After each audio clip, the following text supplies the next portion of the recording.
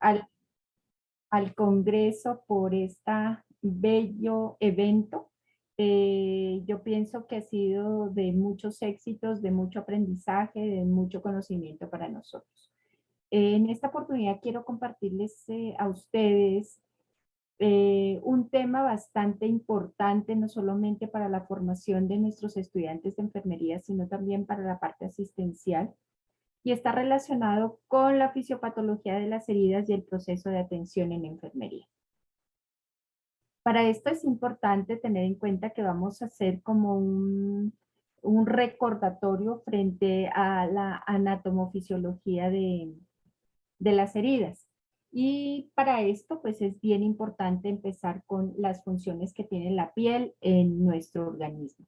Ustedes muy bien conocen que dentro de las funciones está el impedir la pérdida de líquidos corporales, proteger los órganos internos contra la invasión de microorganismos, capacidad de resistencia y de protección a rayos ultravioletas, mantenimiento de la temperatura a 37 grados centígrados, vasodilatación, vasoconstricción, sudoración, y también la piel se considera como órgano sensorial, ya que interviene en las presiones, en roces, en sensibilidades, no solamente superficiales, sino profundas, vibratorias, temperatura, dolor, entre otros. Entonces, miren que la estructura de la piel tiene unas funciones supremamente importantes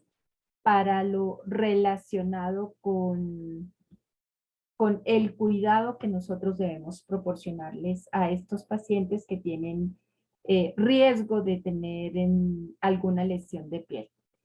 Dentro de las capas están la epidermis, dermis, hipodermis. Lamentablemente podemos decir que las úlceras por presión son daños que en la mayoría de veces inician con unas manifestaciones claras en la epidermis, y con relación a la dermis y la hipodermis son lesiones que a consecuencia de esas destrucciones que se dan a nivel epidérmico pueden producir formas cavitadas, en este caso en forma de pirámide, en forma de triángulo inverso, donde podemos observar una simple lesión a nivel de epidermis, pero a nivel de la dermis y la hipodermis, pues vamos a mirar que hay bastantes daños en extensión de este tipo de capas. Con respecto a las diferentes capas que conforman esta estructura, es necesario que tengamos en cuenta las diferentes epitelios. En este caso, la epidermis está conformado por el epitelio plano, y por lo general la cornificación es de 30 días de renovación. ¿Eso qué quiere decir? Que cada mes más o menos la piel tiende a regenerarse, por lo tanto es importante realizar una exfoliación de piel para mejorar la calidad de respuesta a los diferentes factores internos y externos. Esta capa, que es tan delgada, contiene 5 capas: el estrato basal, la espinosa, la granulosa, la lúcido, la córnea, y estas capas son las que nos ayudan a que se haga la regeneración o la cornificación cada 30 días. Su función principal, pues en este caso, es la protección. Es muy resistente y es también impermeable, y también ayuda a protegerlos de los rayos ultravioletas. Integra una de las actividades más importantes, que es la división celular. Y también esta capa es avascular porque no presenta irrigaciones importantes, grandes, que nos puedan relacionar con un sistema vascular. Las células predominantes en estas capas son los queratinocitos, que tienen como función la resistencia que la piel sea resistente a altas temperaturas y a diferentes pH. ¿Eso qué quiere decir? Que si los cuidadores o los pacientes no tienen este conocimiento frente a este tipo o esta capa de piel, pues vamos a tener dificultades porque no la van a proteger de una forma eficaz. En esta capa también hay células migrantes que intervienen en la etapa de cornificación. Están los melanocitos, las células de Merkel y las de Langerhans. Con respecto a la dermis, ya tenemos otro tipo de tejido. En este caso es el tejido conjuntivo vascularizado, compuesto en su totalidad por fibrocitos. Tiene fibras de colágeno y de elastina y abundan terminaciones nerviosas. Por ende, cuando existe una quemadura en alguna persona, se puede evidenciar que existen manifestaciones de dolor porque afectan ya estas terminaciones nerviosas. Esta capa está conformada por dos, una que es la papilar y otra que es la reticular. También se encuentra una matriz extracelular. Existen líneas de tensión cutánea, que son las de Langer, y receptores sensoriales, en este caso células de Merkel, que están relacionadas con el tacto prolongado. Los corpúsculos de Meissner, relacionados con la presión sutil, y también las células de Langerhans.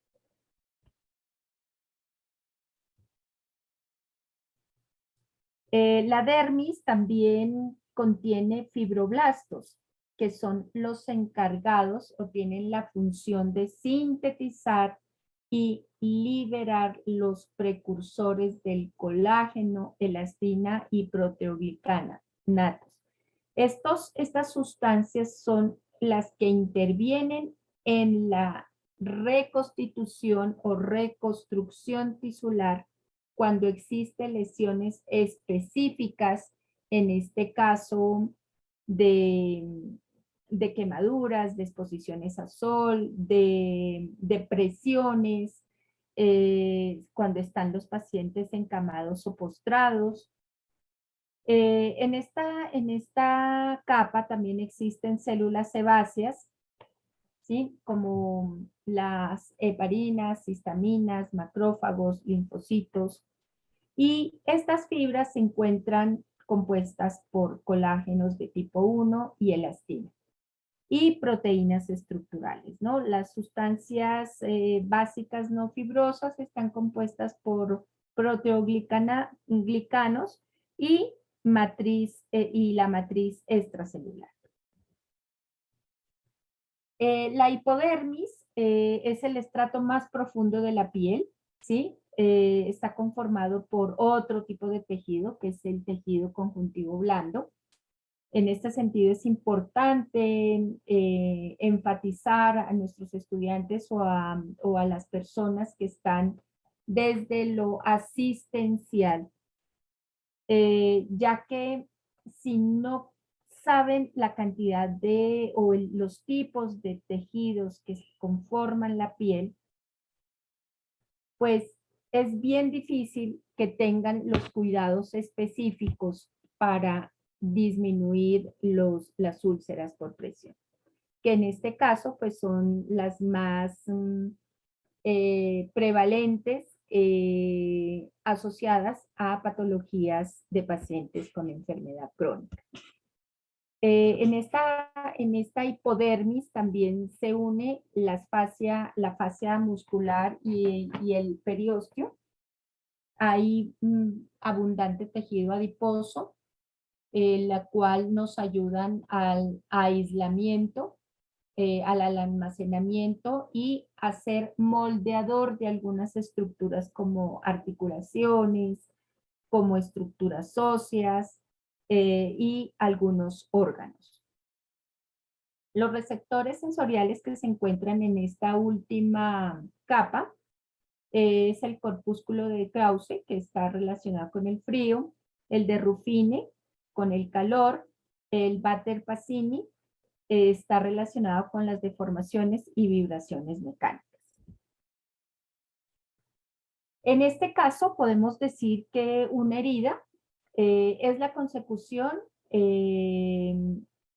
relacionada de una agresión en la piel. En este caso se clasifican en superficiales, de espesor parcial,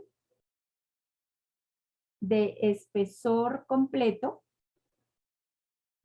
Las superficiales son las que solamente afectan la epidermis, en este caso no dejan cicatriz y producen escoriaciones. La de espesor parcial afecta la epidermis y la dermis superficial, deja cicatriz. En este caso están asociadas a las quemaduras. Y de espesor completo involucra la epidermis, dermis, compromete tejidos más profundos como músculo, tendones, las cápsulas articulares, las estructuras óseas, y están las heridas quirúrgicas que están relacionadas con las heridas agudas y las úlceras, en este caso las por presión, y las úlceras arteriales y venosas. Las heridas crónicas no siguen un patrón normal de reparación. La clave para que el tratamiento sea más efectivo, más veraz y para que haya mejores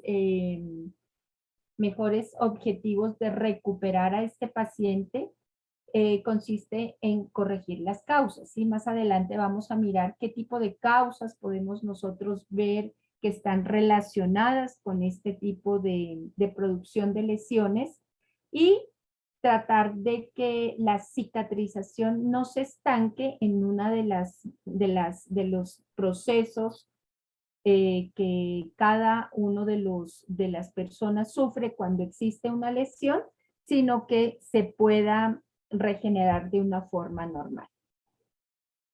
El proceso de cicatrización tiene tres partes importantes, en este caso la inflamatoria, la proliferativa y la de remodelación tisular. Cuando hablamos del proceso de cicatrización desde la fase inflamatoria, está producida por lesiones agudas de tejido, hay disrupción de vasos sanguíneos, hay destrucción de estos vasos con extravasaciones de plasma, y las células sanguíneas se dirigen hacia el intersticio. El proceso se inicia con una activación de elementos importantes, en este caso elementos que contiene la sangre, que están relacionadas con la cascada de coagulación, con fibrina, y con los factores de coagulación, la cual tienen como función conformar coágulos o realizar el tampón hemostático, para lo cual interviene la cascada y las plaquetas en este caso. En esta misma fase, o sea, la fase inflamatoria, tiene que ver mucho los recuentos leucocitarios, los neutrófilos, los monocitos, ya que se caracterizan por la llegada de los neutrófilos al sitio de la herida, ¿sí? Estos neutrófilos quedan atrapados en el coágulo y se disecan en él, ¿sí?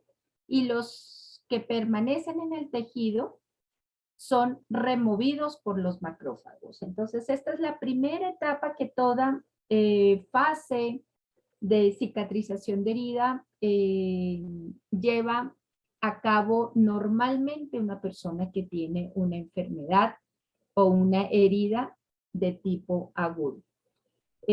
Todos estos elementos importantes, junto con las plaquetas, junto con la cascada de coagulación y los monocitos, se concentran en el sitio de la herida y conforman el tapón hemostático, provocando pues ya la primera fase de cicatrización. En la segunda fase, que es la fase de proliferación o proliferativa, intervienen 4 etapas importantes, como es la fibroplasia, la angiogénesis, la reepitelización y la contracción de las heridas. Miren, si ustedes asocian los términos, están ya relacionados con la fibrosis, están relacionados con activaciones específicas de colágeno y ácidos hialurónicos.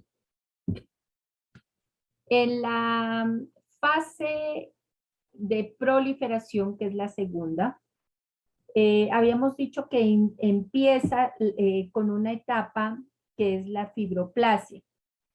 Esta es importante en la producción de la matriz dérmica, ¿sí? En esa estructura delgada, transparente, que cubre las heridas de tipo agudo, las cuales llegan al sitio de herida desde el músculo, desde los diferentes tendones y junto con el colágeno realizan la construcción de esta primera capa. La angiogénesis interviene ya en la formación de tejido de granulación y se inicia simultáneamente o trabajan simultáneamente con la fibroplasia. La revitalización es cuando los queratinocitos migran desde los bordes de la herida con el fin de restablecer la barrera cutánea. Ya esa estructura que es transparente se la hace más profunda. Y la contracción de la herida, en esta contracción pues ya hay otra sustancia que interviene en ella, como es el colágeno, y es la que se encarga de formar los bordes de la herida y la dermis, formando esa cicatrización. La tercera fase es la de remodelación tisular. En esta fase, las células principales que actúan son los fibroblastos, que producen fibronectina, al igual que el ácido hialurónico y el colágeno. Y todos estos 3 elementos son encargados de recuperar la dermis y reparar las heridas para considerarlas finalizadas, con la construcción y con la conformación de una costra, que es la etapa última de cicatrización de heridas agudas. Cuando hablamos de heridas crónicas, podríamos nosotros decir que en cualquiera de las etapas se puede enlentizar esta reconstitución de tejido y que trabaje las diferentes etapas. Pero la literatura habla de que en la mayoría de artículos que he revisado para trabajar este tema, se dice que las heridas crónicas se enlentizan en la fase inflamatoria. Eso quiere decir que ni siquiera está incluida el buen funcionamiento de esa cascada de coagulación, ¿cierto? Y tampoco los factores plaquetarios, los leucocitos tienen un buen funcionamiento en la activación de estas sustancias para trabajar la primera etapa, que es la inflamatoria. Este desequilibrio se debe a la presencia exagerada de citoquinas proinflamatorias, hay disminución de los factores de crecimiento y también hay alteración en el depósito de colágeno. Las causas para que una herida se vuelva crónica, pues en este caso está que no haya un oxígeno apropiado, porque ustedes saben que las heridas tienen que tener oxigenación, ¿cierto? Por ende, cuando uno se tapa una herida, por lo general dejamos un espacio en el centro para que respire esa herida y pueda acelerar un poquito la producción de colágeno. La perfusión inadecuada de tejidos aumentan el riesgo de infección de la herida. ¿Sí? El sistema circulatorio, el que no movilicemos a esa persona que tiene una lesión en espalda o en glúteos, y la presencia de tejido necrótico en las heridas, pues retrasan también la cicatrización. También están pues lo relacionado con enfermedades crónicas, en este caso pacientes diabéticos. Existe también la persistencia de estancarse en etapas inflamatorias y en la reducción de colágenos. Las heridas se cronifican en los pacientes con corticosteroides, ¿sí? Actúan o se estancan en una fase inflamatoria, lo mismo los pacientes oncológicos. Y también los diferentes cambios de temperatura, en este caso el frío o el calor, hace que también tengamos dificultades de vasoconstricciones, de producción de hipoxias y modifiquen la propiedad bactericida de los leucocitos y el depósito de colágeno. Estas úlceras por presión son lesiones que están localizadas. En este caso, en la mayoría de úlceras por presión se presentan necrosis tisulares desde los tejidos y se asocian a las compresiones de tejidos blandos entre dos planos, ¿cierto? Entonces está la epidermis, la dermis, la hipodermis relacionándose o asociándose como un colchón, ¿sí? Donde si nosotros ejercemos alguna presión, pues vamos también a ejercer presión en las diferentes etapas de la piel o diferentes planos. Hay factores extrínsecos e intrínsecos. Está la presión, la humedad, la acerosis, la tracción, la fricción. Y los factores intrínsecos, las enfermedades inmunológicas, la edad extrema también es un factor intrínseco importante, el estado nutricional de las personas, las infecciones y las medicaciones, como lo vimos anteriormente. Habíamos dicho que las presiones son importantes, ¿cierto? Y que nosotros podemos, como profesionales de enfermería, poder controlar algunas presiones capilares que pueden ser normales para nuestros pacientes y que ayudarían a la recuperación de estos tejidos. La presión capilar normal oscila entre 12 y 32 milímetros de mercurio.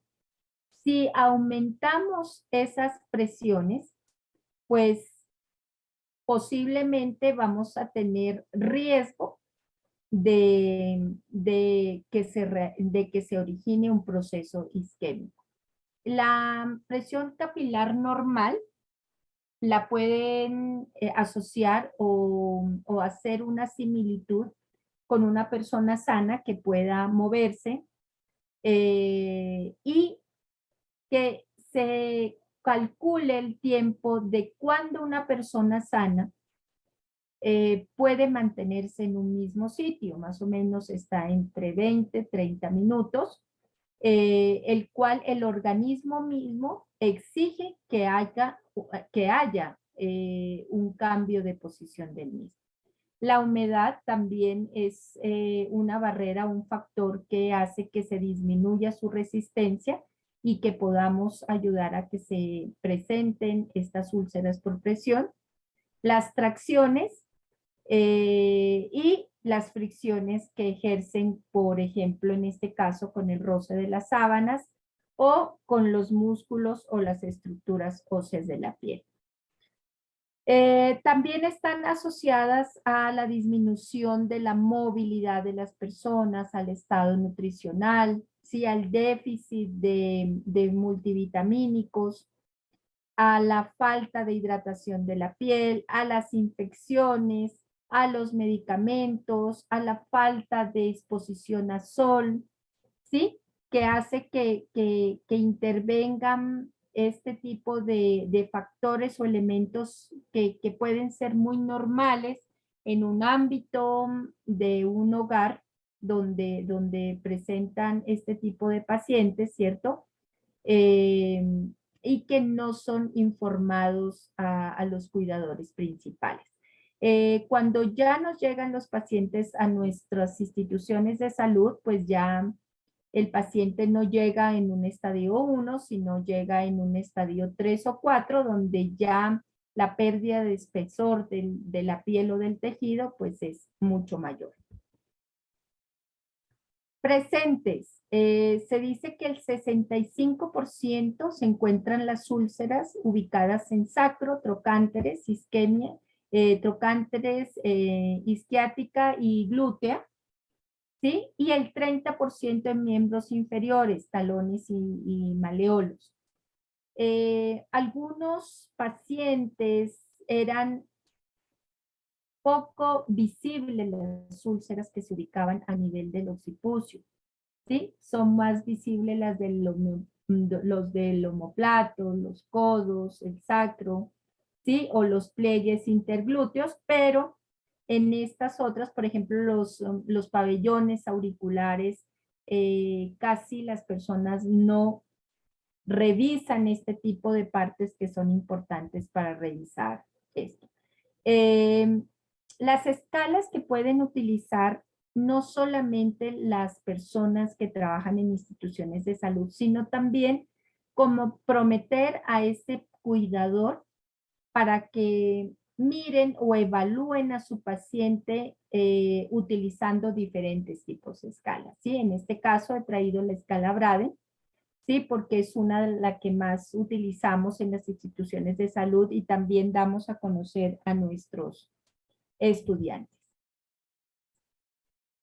Las medidas preventivas están más dadas a reducir la incidencia en un 50%, ¿sí? A un examen diario de la piel y de prominencias óseas, de que los estudiantes tengan la conciencia de levantar al paciente, de bañar al paciente, porque es la única forma de valorar la estructura y la integridad de la piel. Evitar masajear las zonas de prominencias óseas, ¿sí? Evitar arrastrar al paciente y también distribuir en forma pareja y en mayor superficie posible el peso del paciente. Con relación a los factores extrínsecos, es importante efectuar rotaciones si nosotros o las personas que se encuentran en una situación de sanación óptima, ¿sí? Rotan cada media hora, es imposible que nosotros le digamos a los cuidadores que el paciente puede aguantar 2 horas, señores. Debemos bajar un poco la frecuencia de las rotaciones que se hacen los pacientes, tanto de la casa como de los hospitales.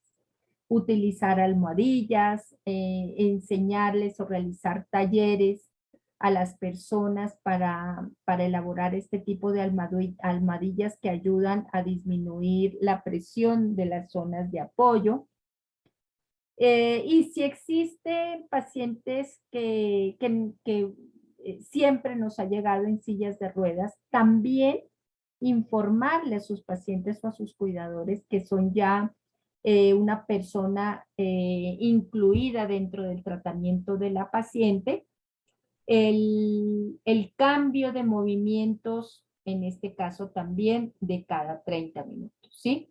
que se acueste, que se cambie de un glúteo a otro glúteo y eh, informar a las personas, sí, que existen colchones específicos y especiales para trabajar este tipo de, de, de movimientos que puede tener y de mejorar el sistema vascular y circulatorio de este paciente.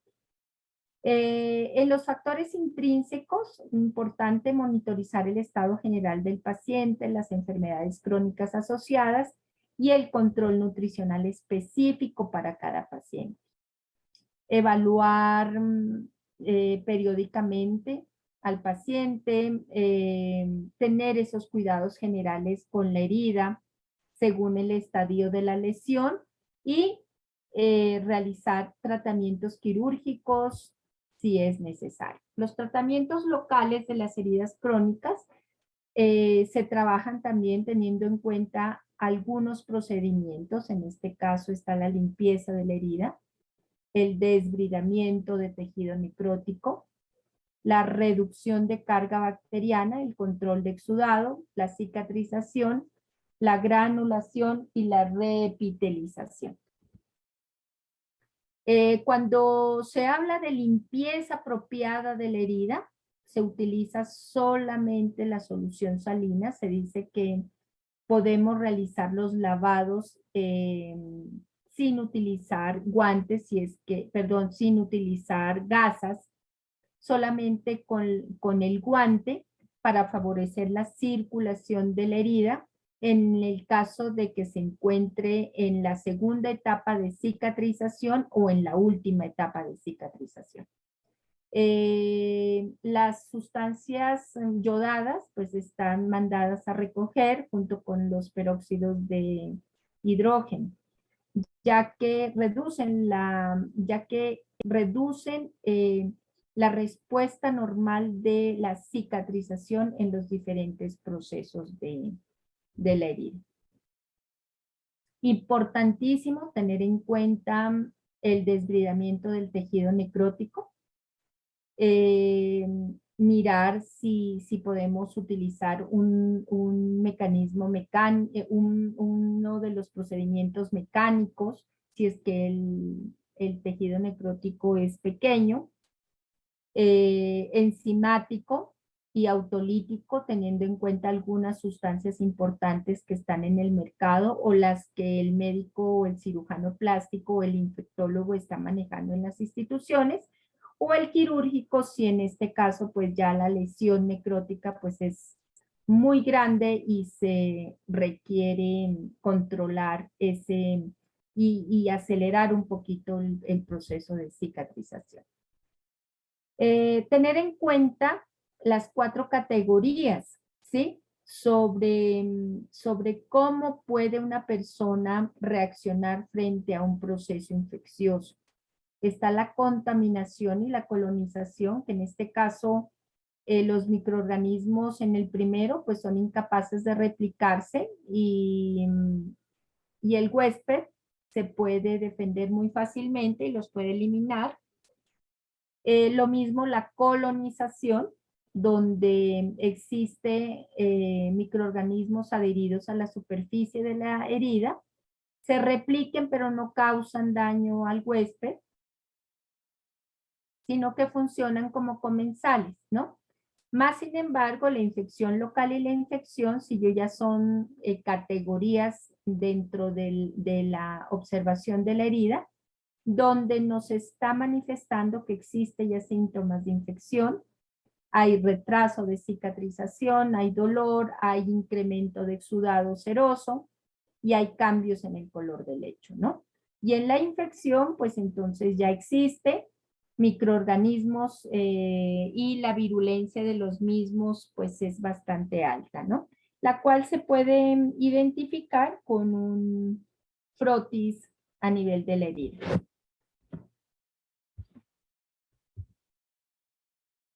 Los controles de exudados, en este caso podemos utilizar, según la institución, según el mercado que manejen, algunos apósitos, algunas sustancias que tengan hidrocoloides, que sean anginatos que ayuden a controlar la cantidad de exudado del paciente, ¿no? Tienen algunas fichas específicas técnicas de cada uno de estos apósitos, los cuales se debe enterar antes para poder dar un mejor tratamiento a los pacientes.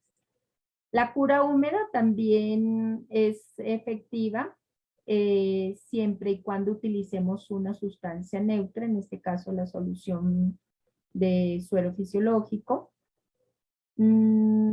Artículos han demostrado que las sulfadiacinas de plata al 1% en crema acelera un 28% la velocidad de cicatrización, por lo tanto es buena, más que todo en pacientes que no tienen recursos económicos importantes y que podemos ayudar a la recuperación con esta información.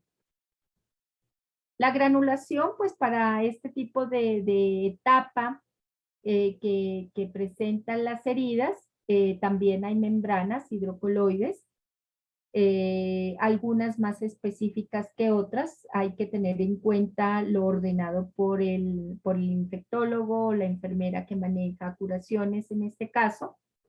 Y también la reepitelización, también existen membranas hidrocoloides antes de llegar a un injerto, pues donde considere el cirujano que es importante hacerlo para mejorar la situación del paciente.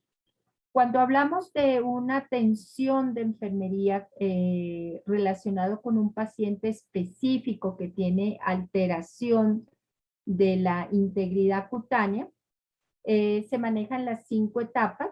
Hay algunos PAES que estamos aplicando nosotros en la institución relacionados con PAES que pueden hacer los estudiantes desde la práctica y otros PAES que pueden realizar los estudiantes en la teoría.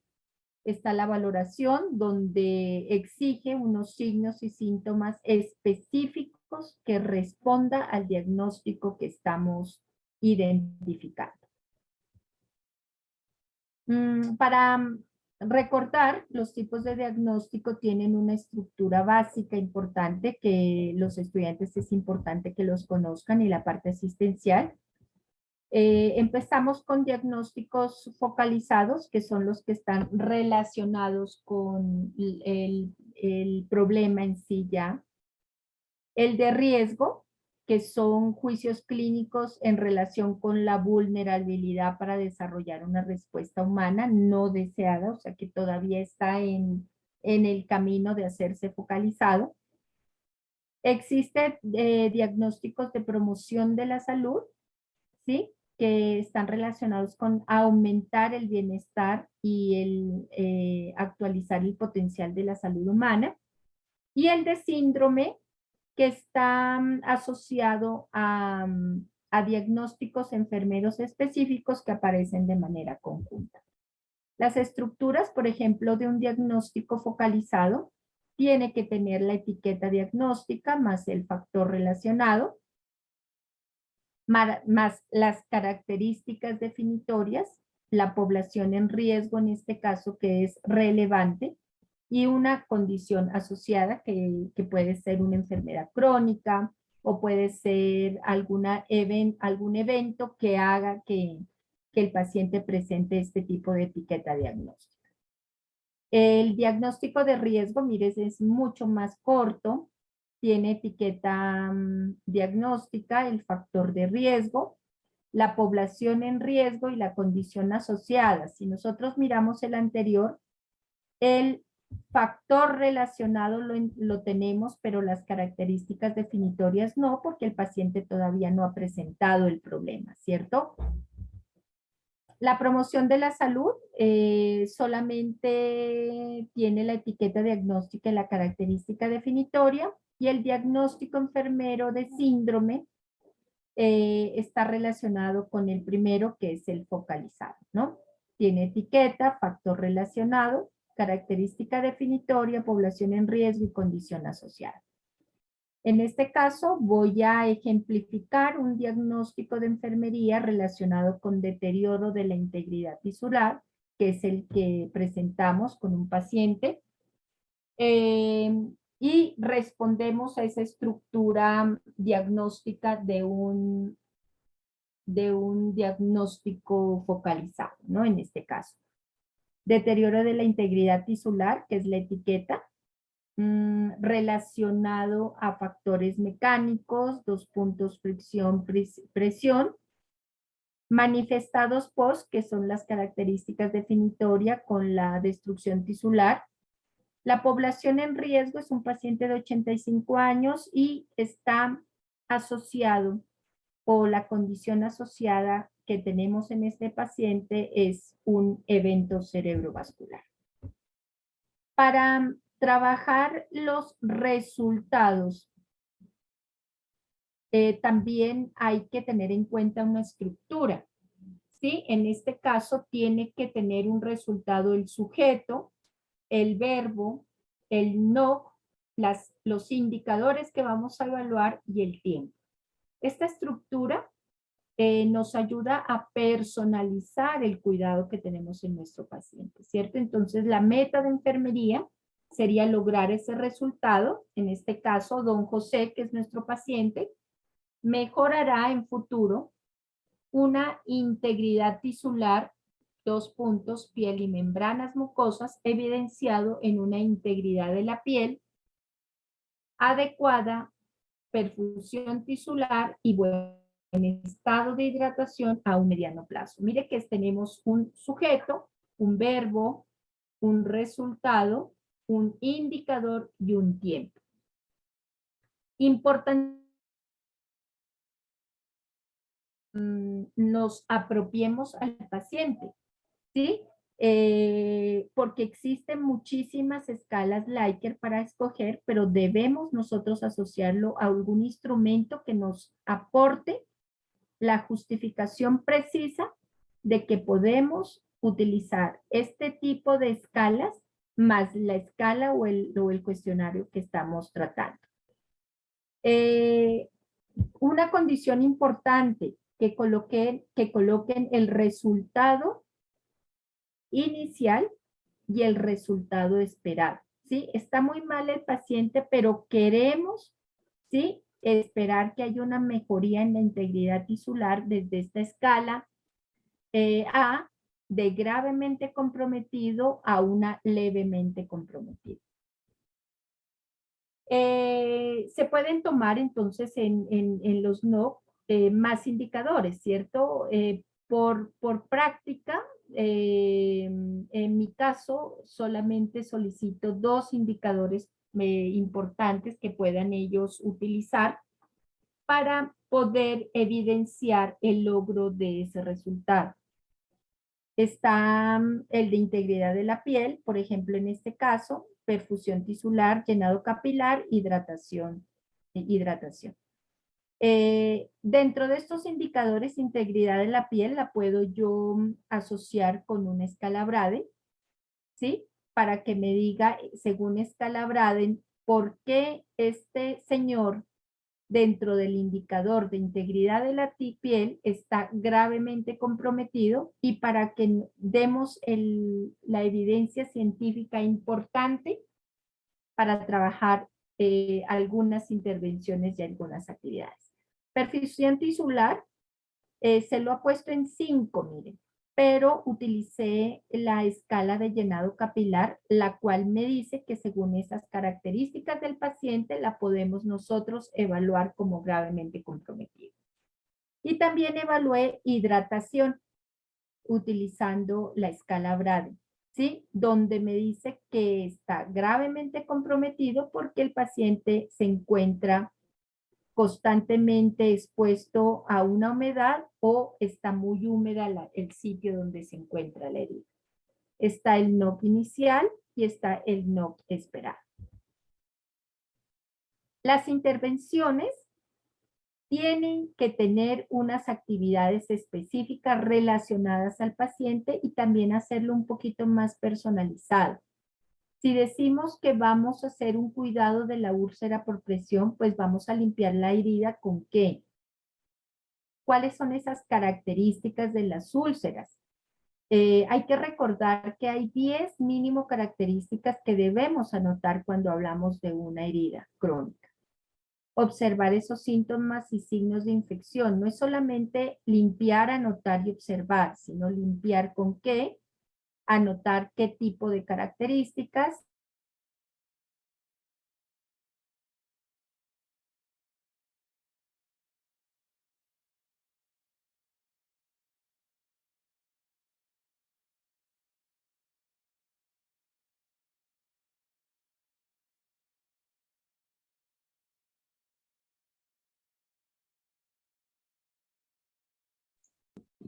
Esperemos, esperemos unos minutos, creo que tenía problemas de conexión.